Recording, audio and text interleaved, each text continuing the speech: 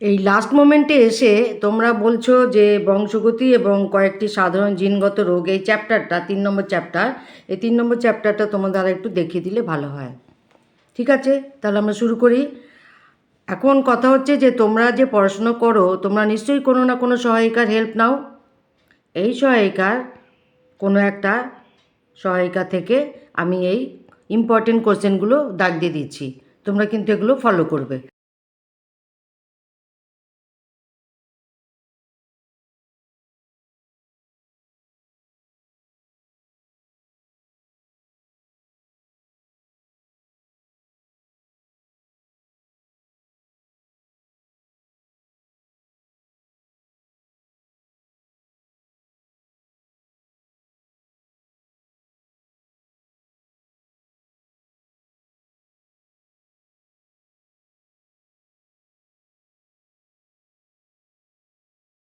শুরু করি তাহলে।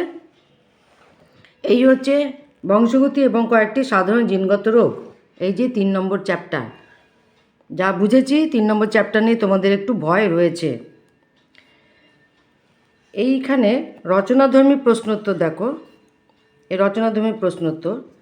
প্রথম কোশ্চেনটা আছে কি, এটা 5, হ্যাঁ। প্রথম কোশ্চেনটা আছে এই 2+3, একদম তো 5-এ মানে 5 দিয়ে 5 হয় না, 2+3 বা 3+2 এরকম। রচনাধর্মী প্রশ্নোত্তর এখানে দেখো 1 নম্বরে আছে প্রকরণ কাকে বলে, মানবদেহে বংশানুক্রমিকভাবে সঞ্চারিত প্রকরণ দুটি উদাহরণ সাহায্যে ব্যাখ্যা করো। এই যে সংযুক্ত মুক্ত, সংযুক্ত কানের লতি, মুক্ত কানের লতি। এই যে জীব, স্বাভাবিক জীব, রোলার জীব। স্বাভাবিক জীব, রোলার জীব, এগুলো হচ্ছে প্রকরণ।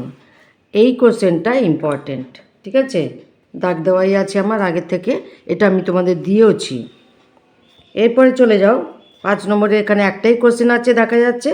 এরপরে আমরা আরও 5 মার্কসের কোশ্চেন দেখব।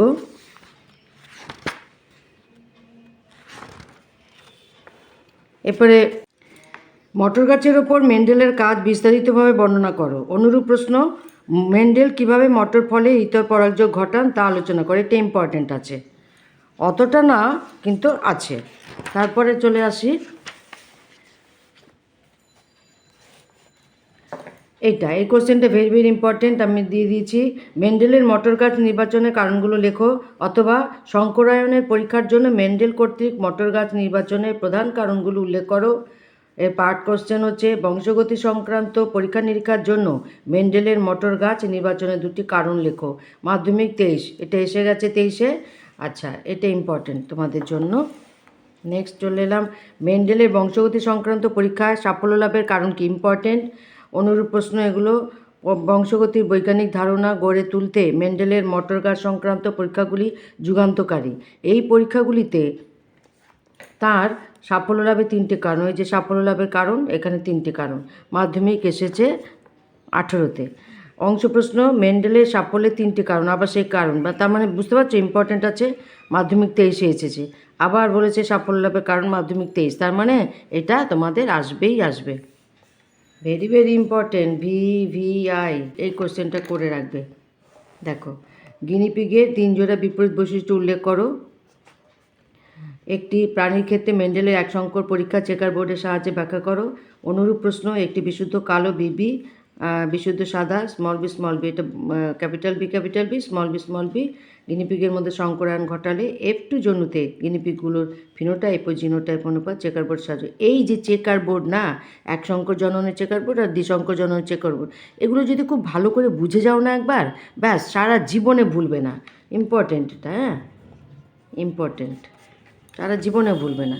যদি মনে করো যে এটা চাই, তাহলে আমি একদিন ভিডিওতে বুঝিয়ে দেব, কিন্তু তোমাদের কমেন্টে লিখতে হবে।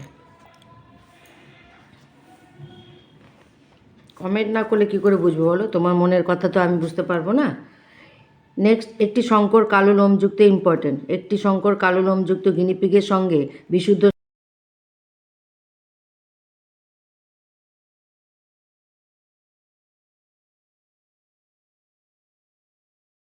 আশা করি এই ভিডিওটা তোমাদের উপকারে লাগবে। হেল্প স্টাডি চ্যানেলটাকে সাবস্ক্রাইব করে পাশে থাকো, লাইক কমেন্ট শেয়ার করো। আর এরপরে 2 নম্বর এবং 5 নম্বরে বাকি কোশ্চেনগুলো দিয়ে দেবো, যেগুলো পরীক্ষায় আসার খুব চান্স আছে। কারণ তোমাদের এই চ্যাপ্টারটায় খুব ভয় রয়েছে, সেই ভয়টা তারপর একদম সম্পূর্ণভাবে কেটে যাবে।